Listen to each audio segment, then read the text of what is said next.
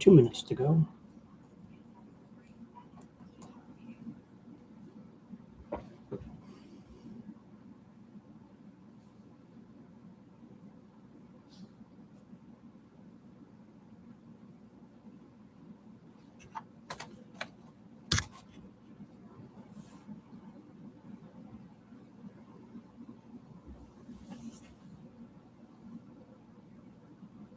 Everybody's welcome.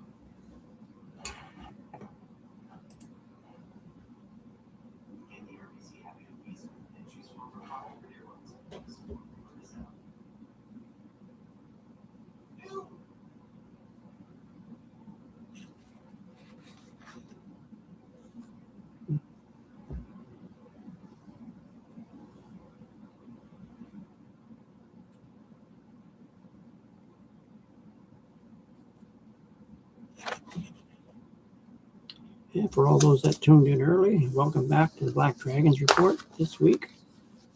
And if you liked the previous shows, just remember to hit the subscribe button, ring the bell for notifications so we can get this out to you sooner.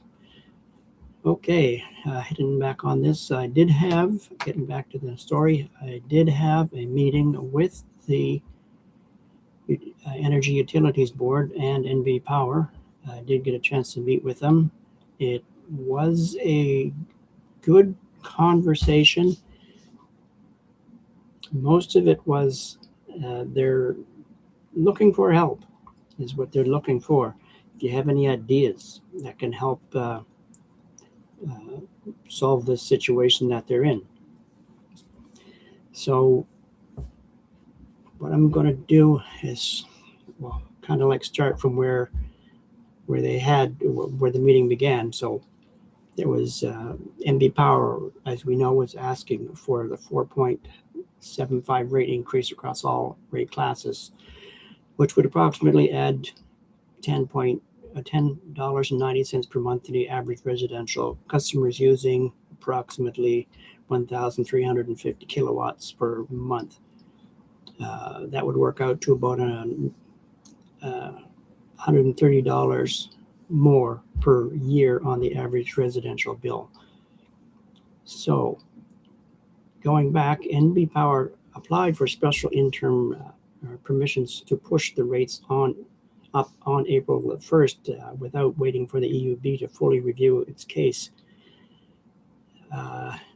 It promised to credit customers on the board utilities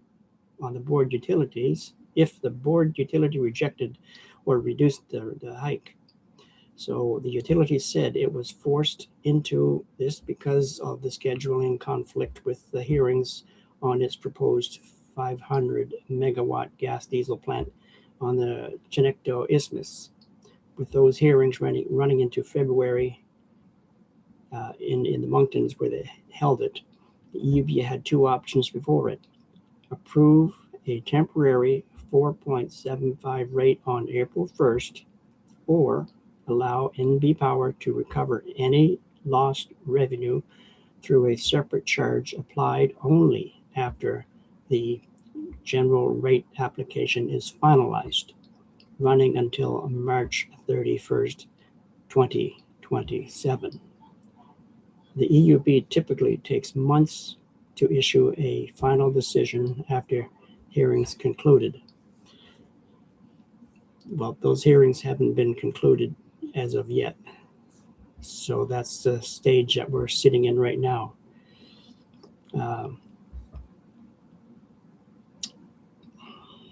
The increases I find from 2023, 24, and 25 combined means customers are now paying about 30% more than they were back in 2022. So that's roughly $6 $645 more per year for the average residential customer than 3 years ago. So this 4.75 is actually lower than those prior hikes in the past years. That's what they're saying. In a previous cycle, the EUB approved only 2/3 of an 8.9% rate increase that New Brunswick Power had requested. So the board does trim requests.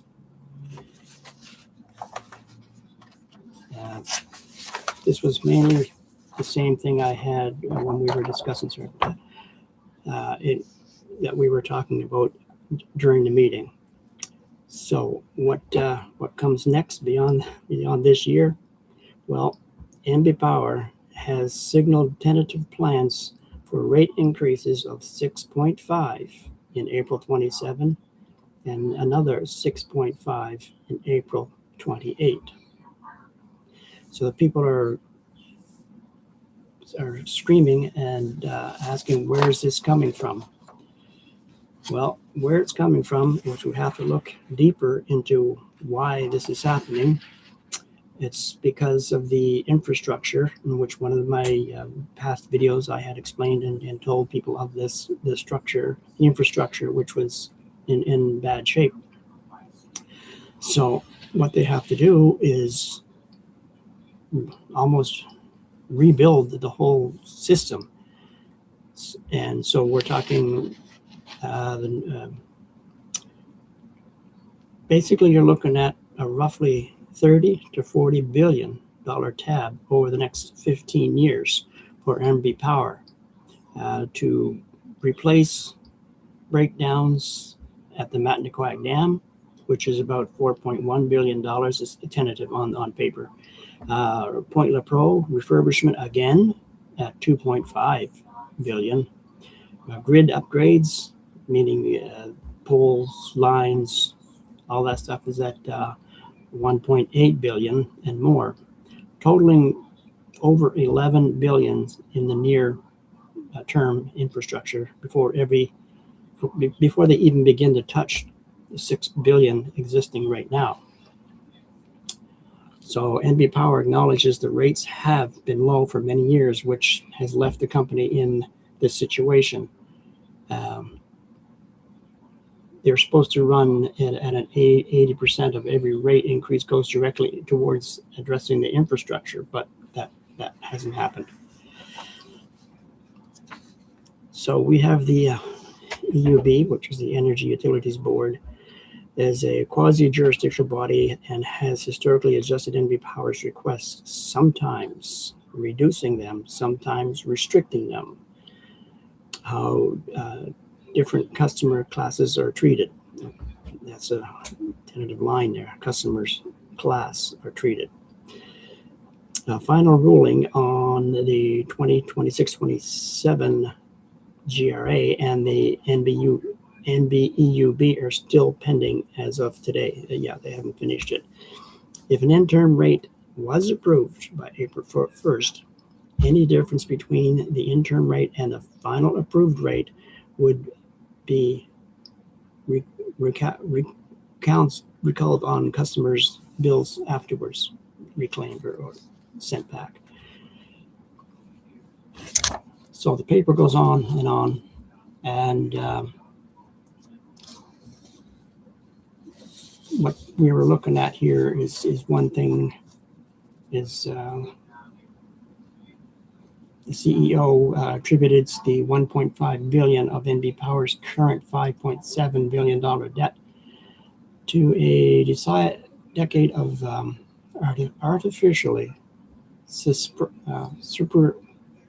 suppressed rate hikes between 2011 and 2022, some imposed by government of the day. Okay, the infrastructure work, particularly at Point Lepreau, which has always had its ups and downs. I was wondering if there's any other good news that I had here. Yeah. Okay, so it's basically The average residential customer consuming about 16,000 kilowatts per year is already paying 244 more than last year. So, and 645 more than 3 years ago. That was by a surveyor. NB Power has also signaled tentative plans to increase, as I said earlier, April of each year of 27-28. So all in all, what it's coming down to here is basically expect your bill to rise. There's no way around it. The only thing is the real question is whether it goes by the full 4.75 or sometimes slightly less. Final definitive ruling from the EUB won't come until later in 2026, at which point bills will be adjusted if the interim rate was set too high, which means you might get a rebate. So what the EUB is looking at, if you want to weigh in, customers are welcome to participate in the EUB's hearing, and you have to sign up online to get that, which I did, and I had that interview.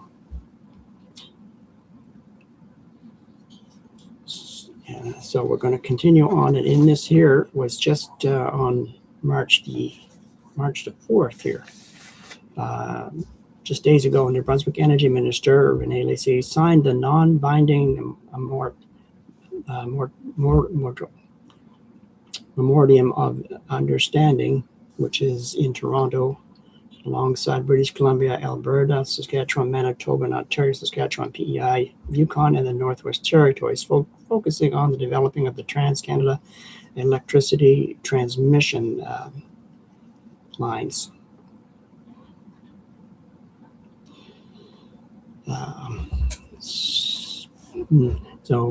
This is separate from the what's already going underway in New Brunswick, Nova Scotia's interprovincial transmission lines, which is more concrete near-term projects. So Nova Scotia Power and the Canadian infrastructure banks are forming a new regulated utility to build, own, and operate approximately 160 kilometers at 345 kilovolt line from Onslow, Nova Scotia, to Salisbury, New Brunswick, running in parallel to the existing connections between the provinces. Will it help? That's one of the things that says was there. Will it help the NB's problem? In short, NB Power's core problem right now are financial and infrastructure related. The utility is seeking, as we know, 4.75 rate increase for 2026, with a tentative 4 point carried on between 27 and 28, same rate, 6.5. And they claim this is supposed to help the infrastructure or help the problem.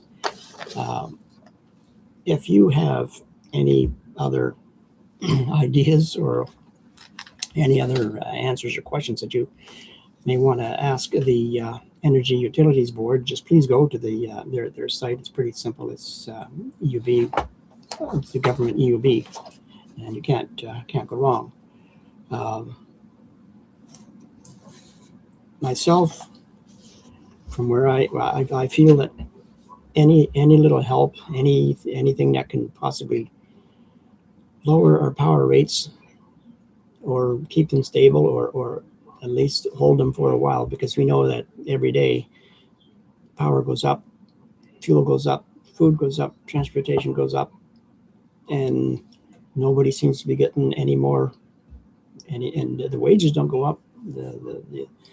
The seniors' checks and the CPPs don't go up. They stay the same. So it's almost forcing everybody into hard times, whether they want to be or not. It's just where it's going. So Just trying to think here. If there's anybody out there that has any questions I want to ask me, just send it in the message box there. Just like I said, it was a good interview I had with them. They were pretty fair, pretty open. They want to know. And the other one of the other questions they had asked is the information that they hand out, would it be easier if it was handed out in small booklet forms or pamphlet forms? The type of reading, would it be made for people to understand easier or less descriptive with less words in it so people could understand it clearly? The other thing is what I had suggested, that they probably could set up maybe a small call center or something with all this information for people to contact or ask or call in and get the answer they're looking for. So again, what they are looking for solutions and help. So if anybody out there has any, then like I said, just go to the EUB. You can't on the internet or just in the search and find them. You'll get it there real quick. Again, if there's anything else, thank you for watching. And next week I'll have a whole different program, no longer with the MB Power. That's been pretty near done. But if you have any questions or anything that you want me to tell the EUB or tell the people out here, just send me a note. I'll have it in the descriptions down here. And again, I thank you for watching. You have a good evening, and catch you next week. Bye for now.